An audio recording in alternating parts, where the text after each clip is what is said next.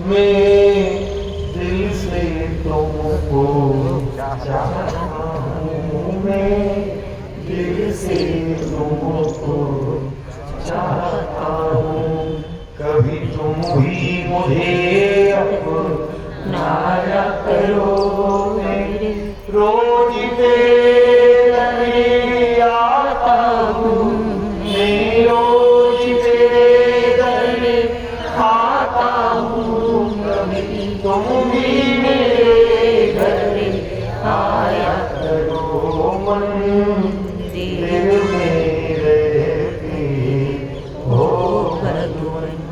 ये अंतिम भाव सबको गाना है, बड़ी करना है, प्रत्येक शब्द में करना है महाराज।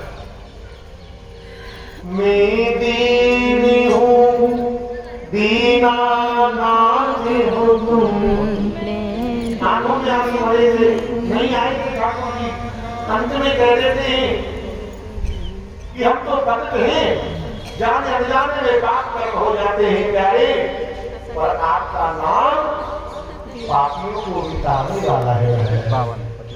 मैं दीन हूँ, दीनानाथ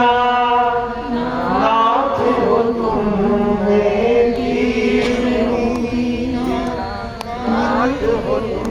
सुख दुख में सबके साथ हो तुम, सुख दुख में सबके साथ हो तुम। मिलने की चाह खामोश गई। अब मिलने की चाह खामोश कब लेते, यदि तुमको नहीं मिलना। पर हमने तो सुना है आप सूरदास जी को मिले, कुमन दास जी को मिले, हरिदास जी को मिले, मीना को मिले।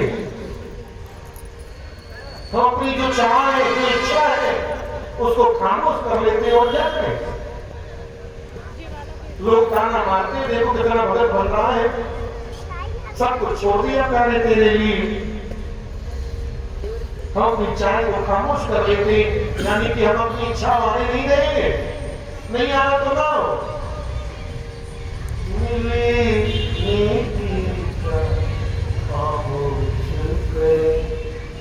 कभी तुम भी मिला मिल जाया करो, कभी तुम भी मिला मिल जाया करो। मैं रोज तेरे दरे आता हूँ, मैं रोज तेरे दरे आता हूँ। कभी तुम भी मेरे दरे आया करो,